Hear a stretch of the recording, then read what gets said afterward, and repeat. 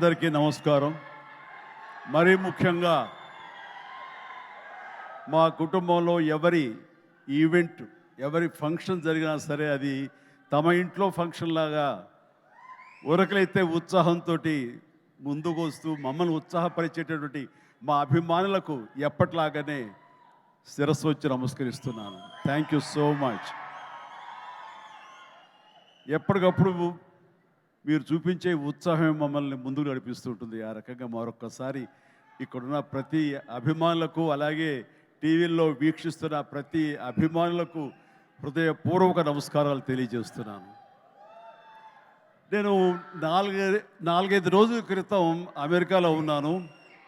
అక్కడికి ఒక మెసేజ్ వచ్చింది వరుణ్ తేజ్ నుంచి. డాడీ నీతో ఏదో మాట్లాడాలి అని. సరే, అప్పట్లో డే అండ్ నైట్ రివర్స్ అవటం మూలంగా టైమింగ్స్ కుదరలేదు, మాట్లాడలేదు. జనరల్గా మాట్లాడాలి అని ఎప్పుడు మెసేజ్ పెట్టాడు. అనుకుంటే వచ్చేస్తాడు, నేను ఊళ్ళో లేను కాబట్టి తను రాలేకపోయాడు, మెసేజ్ పెట్టాడు. ఏమో పెద్ద అర్జెంట్ ఉంటే మళ్ళీ తనే మెసేజ్ పెడతాడు కదా అనుకున్నాను. సరే, 3 days బ్యాక్ 2 days బ్యాక్ వచ్చేసిన తర్వాత మళ్ళీ ఫోన్ చేసి రావాలంటే ఏమై ఉంటుందని నాకు, ఎందుకంటే ఈ పిక్చర్ రిలీజ్ అవుతుంది, దీనికి ఒక ఈవెంట్ జరగబోతుంది అన్నది మైండ్లో లేక సరే రా అన్నాను. ఇలాగా మా ఫంక్షన్ జరుగుతుంది, ఈ సినిమాకి నువ్వు ముఖ్య అతిథిగా రావాలి. నాకు తెలుసు నిన్ను బయట వాళ్ళు పిలుస్తారు, నువ్వు వెళుతుంటావు, కొంచెం ఎంతో కొంత ఇబ్బంది ఉంటుంటుంది, అలాంటి ఇబ్బంది నీకు కలుగ చేయకూడదని చెప్పేసి ఎప్పుడు నేను అడగను. ఎప్పుడు ముకుందాకు వచ్చావో, తర్వాత ఇంకో దానికి వచ్చావో లేదో, అంతేగాని మళ్ళీ నాళ్ళ తర్వాత నువ్వు వస్తే బాగుంటుందని. ఎందుకంటే నీలాంటి వ్యక్తి, ఇంత గొప్ప హీరోస్, మన బార్డర్లో ఫైట్ చేసేటువంటి హీరోస్ మీద ఒక సినిమా చేస్తున్నప్పుడు దాని గురించి 10 మందికి తెలియజెప్పేలాగా, 10 మంది మోటివేట్ అయ్యేలాగా మీరు కనుక ఆ ఫంక్షన్లో పార్టిసిపేట్ చేస్తే ఆ యొక్క రీచ్ వేరు, రండి అని చెప్పేసి పిలిచిన వెంటనే ఇది గొప్ప అవకాశం నాకు. అది నేను రావడం వాళ్ళకి అవకాశం కాదు. ఇలాంటి గొప్ప సినిమా గురించి, ఇలాంటి గొప్ప హీరోల మీద తీసే సినిమా గురించి, మన బార్డర్లో ఉండే మన కోసం, మన రక్షణ కోసం, మన సరిహద్దులో ఫైట్ చేసేటటువంటి వారియర్స్ గురించి ఇలాంటి సినిమా తీసినప్పుడు దాని గురించి 4 మాటలు చెప్పడం అనేది నాకు దక్కినటువంటి గొప్ప అవకాశంగా నేను భావిస్తుంటాను. అలాగా ఈ ఫంక్షన్ రావడం అనేది నాకు నిజంగా చెప్తాను చాలా గర్వంగా ఉంది. సో ఇందులో ఉండే పాయింట్స్ ఏమిటి అన్నప్పుడు, నాకు ఎప్పుడైతే పుల్వామాలో జరిగినటువంటి ఈ టెర్రరిస్ట్ అటాక్ ఉంది, అది ఒక బ్లాస్ట్ అయ్యి 40 మంది సిఆర్పిఎఫ్ వాళ్ళు చనిపోవటం చూసాము. ఇందాక లాస్ట్లో నేను లాంచ్ చేసిన సాంగ్లో చూసినప్పుడు నాకు ఆ విజువల్సే కనిపించాయి. ఎంత హృదయ విదారకంగా ఉందంటే, సినిమాల్లో మనం కొంతవరకు చూపించగలం, నిజంగా నిజ జీవితంలో ఎంతమంది ఎంత హృదయ విదారకమైనటువంటి పరిస్థితి. అలాంటి ఫ్యామిలీస్కి, వాళ్ళకి ఆ చనిపోయిన వాళ్ళకి నివాళులు అర్పించేలాగా ఒక ప్రతీకారం తీర్చుకోవాలనే కక్షతోటి మన ఇండియన్ ఎయిర్ ఫోర్స్ చేసినటువంటి పెద్ద సాహసం, చేసిన యుద్ధమే ఈ cinema. If I'm right, I'm right, yeah. So అది సరిగ్గా నేను అవును వరుణ్, నాకు అక్కడ ఒక్కసారి ఈ వ్యాలంటైన్స్ డే ఏంటి, ఏదైనా రొమాంటిక్ టచ్ ఉందా ఏంటి, ఇందులో ఏదైనా సినిమాని కమర్షియలైజ్ చేశారంటే లేదు. February 14th నాడు ఈ సర్జికల్ స్ట్రైక్ చోటు చేసుకుంది. కాబట్టి దానికి సినిమా పరంగా మేము పెట్టుకున్నటువంటి ఈ పేరు ఇది ఆపరేషన్ వ్యాలంటైన్స్ డే అని చెప్పేసి. వెరీ సెన్సిబుల్గా ఉంది, బాగుందని అన్నాను. ఆ తర్వాత ఈ సినిమా గురించి తను మాట్లాడుతూ, first of all Shakti Pratap Singh director. So అతను Rajasthan, you belong to Rajasthan? Ya, he belong to Rajasthan.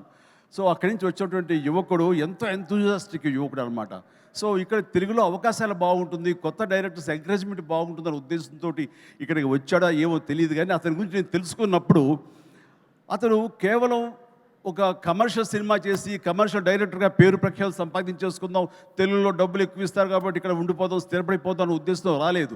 తను దీనికంటే ముందుగా ఈ దేశానికి సేవలు చేసేటటువంటి మన ఎయిర్ ఫోర్స్ వాళ్ళ మీద కానివ్వండి, నేవీ వాళ్ళ మీద కానివ్వండి, లేకపోతే ఇన్ఫెంట్రీ మన వాళ్ళ మీద కానివ్వండి, మిలిటరీ వాళ్ళ మీద కానివ్వండి, తను ఎప్పుడూ ఒక రకమైన రీసెర్చ్ చేస్తుంటాడు, వాళ్ళ జీవితాలు ఎలా ఉంటాయి ఏమిటని. ఆ నేపథ్యంలో తన సొంత డబ్బు 5 లక్షల దాకా ఖర్చు పెట్టి ఒక 20 నిమిషాల నిడివితోటి ఆ సర్జికల్ స్ట్రైక్ కానివ్వండి, ఈ వ్యవహారం అంతా తనకున్న నాలెడ్జ్ తోటో తన ఇన్ఫర్మేషన్ను గ్యాదర్ చేశాడు. ఆ ఇన్ఫర్మేషన్ తోటో ఒక సినిమాలాగా చేయడం మొదలుపెట్టి ఆ తర్వాత ఎయిర్ ఫోర్స్ వాళ్ళు చూపిస్తే కనుక వాళ్ళు ఆశ్చర్యపోయారు. ఈ సినిమా, ఈ షార్ట్ ఫిల్మ్ ఒక ట్రిబ్యూట్ లాంటిది, ఇంత పెర్ఫెక్ట్ ఇన్ఫర్మేషన్ నీకు ఎవరు ఇచ్చారు, ఇందులో చాలా సీక్రెట్స్ ఉన్నాయి, బయటికి చెప్పే విషయాలు కాదు, ఇది నీకు ఎలా తెలుస్తుందని. సోమా, ఇందాక నువ్వు అన్నావు కాదు ఏదో లీక్ చేస్తావని, ఇది లీక్ చేసేస్తాను. ఓకేనా? హ్యాపీయా? Happy sir. ఎస్, ఇది ఎవరు చెప్పరు, సినిమా కూడా చూపించారు, అది చెప్పేస్తాను. సో ఎయిర్ ఫోర్స్ వాళ్ళు ఈ సినిమా చూసి, ఆ చిన్న సినిమా చూసి ఇది ఇంకెప్పుడు తీయద్దు వీటిలాగా అన్నారు. ఏంటి అన్నారు. అసలు ఇలాంటివి సీక్రెట్స్ ఇవన్నీ నీకు ఎవరు చెప్పారు ఏంటంటే, నాకు ఉన్నటువంటి కొంతమంది స్నేహితులు వాళ్ళ దీంతో ఇన్ఫర్మేషన్ తీశాను సార్ అంటే, ఫెంటాస్టిక్, ఈసారి సినిమా తీసేటప్పుడు మమ్మల్ని అప్రోచ్ అవ్వు, మేము ఇంకా ఆథెంటిక్గా చెప్తాము, ఇందులో ఉండే ప్రతి ఇన్సిడెంట్, ప్రతి ఇది చాలా అధికారికంగా ఉంటుంది అంటూ వాళ్ళ దగ్గర కూర్చోపెట్టుకుని ఈ సినిమాకి కావాల్సిన కంటెంట్ని చాలా ఆథరైజ్డ్గా జరిగింది ప్రతిదీ యథార్థ గాథగా వాళ్ళు విశదీకరించి విడమర్చి చెప్పినప్పుడు తను ఇన్స్పైర్ అయ్యి ఈ కథ రాసుకున్నాడు. దీనికి కమర్షియల్ హంగులు ఎలాగో ఉంటాయి మిమ్మల్ని అందరినీ ఉత్సాహపరచడానికి.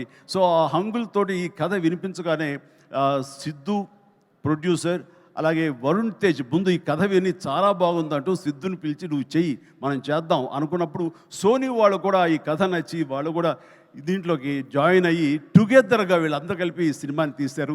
ఇది ఆద్యంతం చాలా చాలా బాగా వచ్చిందని చెప్పేసి నేను వాళ్ళు చెప్తుంటే కనుక ఐ ఫెల్ట్ వావ్, ఇలాంటి సినిమాలు ఆడాలి. ఎందుకంటే మనం ఎంత సరే దేశభక్తి మనకి ఎంత ఉన్నా సరే ఇలాంటి సినిమాలు, ఇలాంటి కథాంశాలు వచ్చినప్పుడు ఒక తెలియని ఒక ఉప్పొంగిపోతుంది మనకి దేశభక్తి.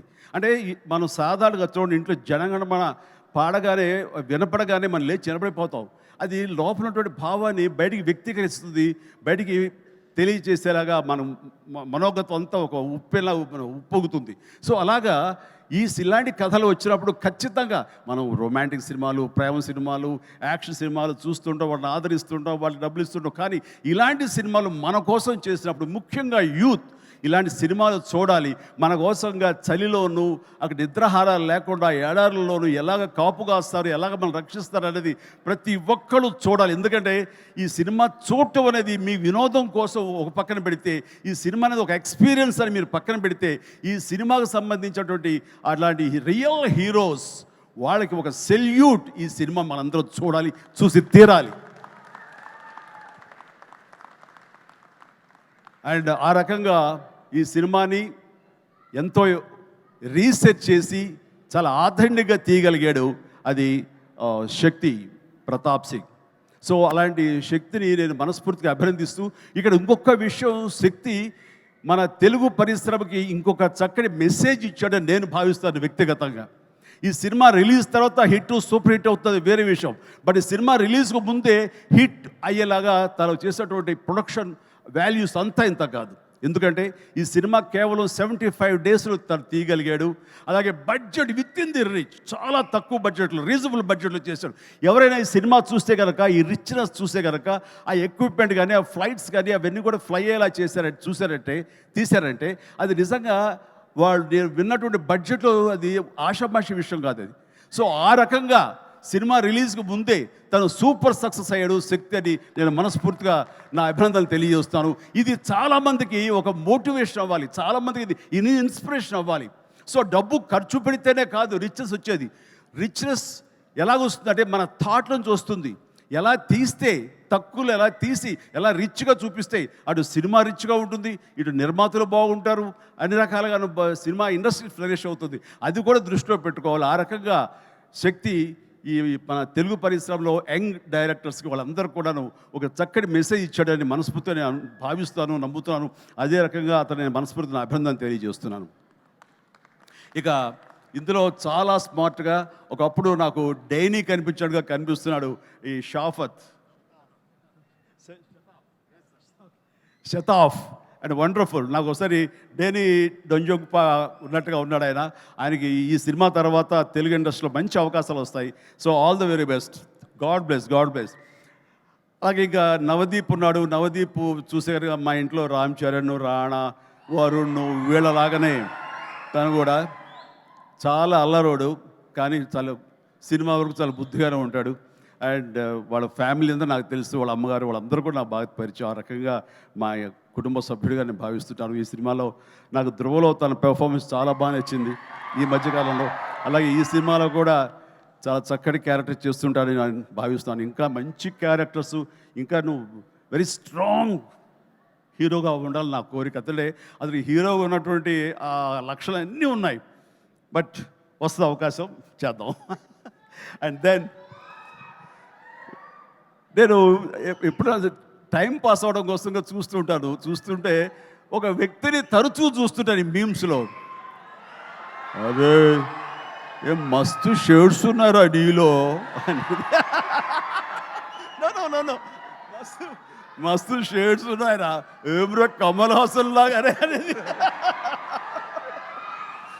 సో మనిషి టాలెంట్ ఉంటే ఇది అంటారే అన్నం మెతుకు చాలు ఉడికిందా లేదని తెలియడానికి, ఆ రకంగా వీళ్ళందరూ వాళ్ళ టాలెంట్ని ఈ రకంగా వాళ్ళు చూపించుకుని నాలాంటి వాడి దృష్టిలో కూడా పడేలాగా ఉంది. అండ్ చిన్ననాటి నాస్టాలజిక్ ఫీలింగ్స్ నువ్వు చెప్పగలిగావు. I'm also so happy. నన్ను చూసి మీరు అంత ఆనందపడతారో, మీ ఫీలింగ్స్ చెప్పినప్పుడు, మీ చైల్డ్హుడ్ విషయాలు చెప్పినప్పుడు నాకు అంతే ఆనందంగా ఉంటుంది, అంతే ఇన్స్పిరేషన్గా ఉంటుంది. I'm really glad to hear that. So nice of you. And then ఇక హరిరామ్ జోగయ్య గారు టెక్నీషియన్స్గా పోలిస్తే వారు మాకు మంచి మిత్రులు. అండ్ వారికి నా అభినందన తెలియజేస్తున్నాను. అండ్ తర్వాత ఇక్కడ డిఓపి హరి గారు, వారికి కూడా మా బెస్ట్ విషెస్. ఈ సినిమా పెద్ద హిట్ అవుతుంది, ఆయన విజువల్స్ కూడా బాగుంటాయని నేను నమ్ముతున్నాను.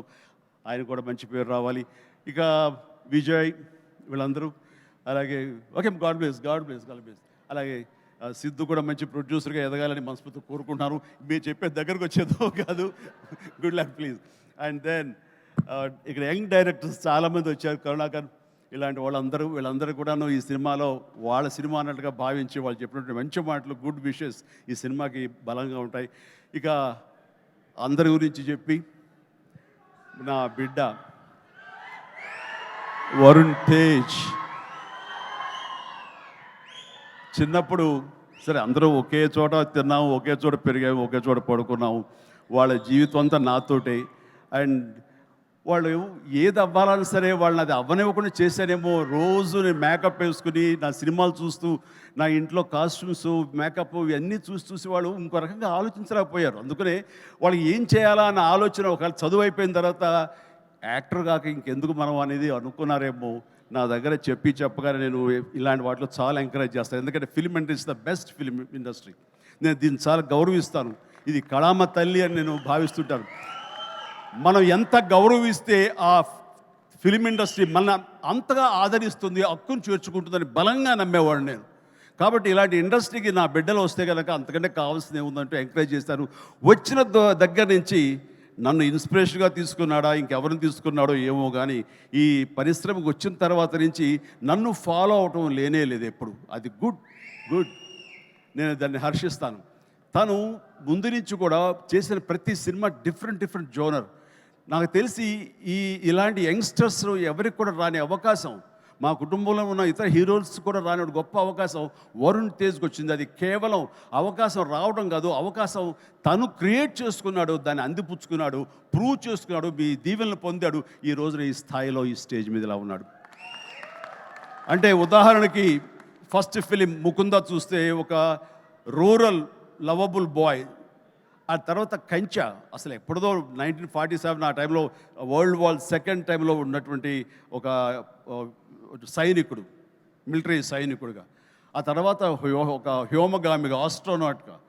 అలాగా ఇంకో సినిమా ఒక గణేష్, అది నా చాలా ఫేవరెట్ గెటప్. అది చూస్తే కనుక పెర్ఫార్మెన్స్ అది చాలా డిఫరెంట్గా చేశాడు. నా ఫేవరెట్ ఫిల్మ్ అది వరుణ్లో. అండ్ తన స్టైలు, హెయిర్ స్టైల్ దగ్గర నుంచి నడక, ఆంగికం, గెస్చర్స్ ఇవన్నీ కూడా చాలా డిఫరెంట్గా ఉంటాయి. ఆ సినిమా కానివ్వండి. ఆ తర్వాత ఇక ఎన్ఆర్ఐ చేసినటువంటి ఫిదా కానివ్వండి, లేకపోతే లోకల్ సోఫిస్టికేటెడ్గా ఒక లవర్ బాయ్గా చేసిన వాళ్ళ బాబాయ్ ఇన్స్పిరేషన్ తోటి చేసిన తొలి ప్రేమ కానివ్వండి. అలాగే లేటెస్ట్ ఫిల్మ్స్ వరకు కూడాను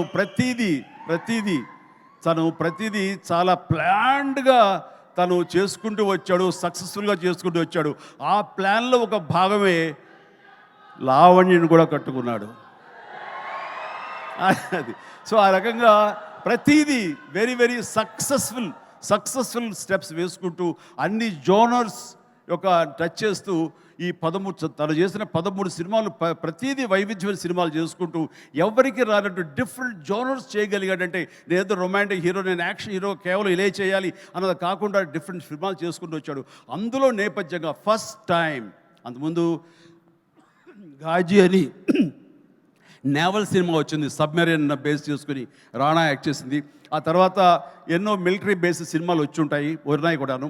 కానీ air strike, surgical strike, air force మీద సినిమా మాత్రం మన తెలుగులో ఇదే మొట్టమొదటి సినిమా.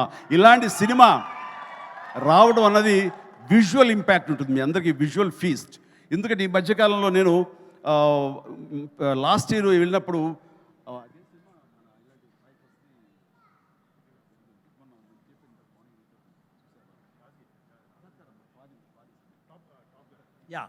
టాప్ గన్ సినిమా చూశాను.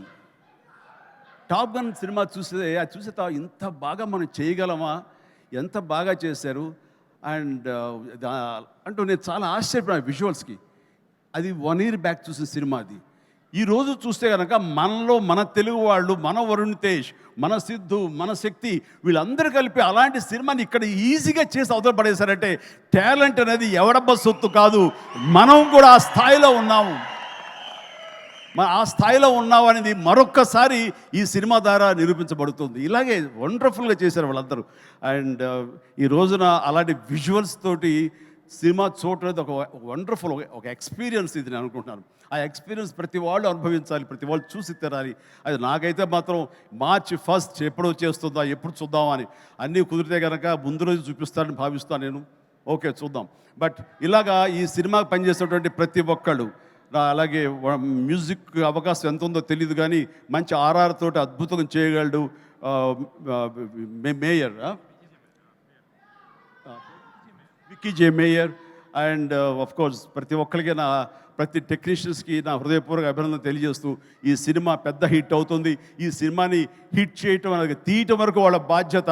హిట్ చేసి ఆ రకంగా మన సైనికులకు నివాళులు ఇవ్వాల్సింది, ట్రిబ్యూట్ ఇవ్వాల్సినటువంటి బాధ్యత, వాళ్ళకి సెల్యూట్ చేసిన బాధ్యత మనందరి మీద ఉంది.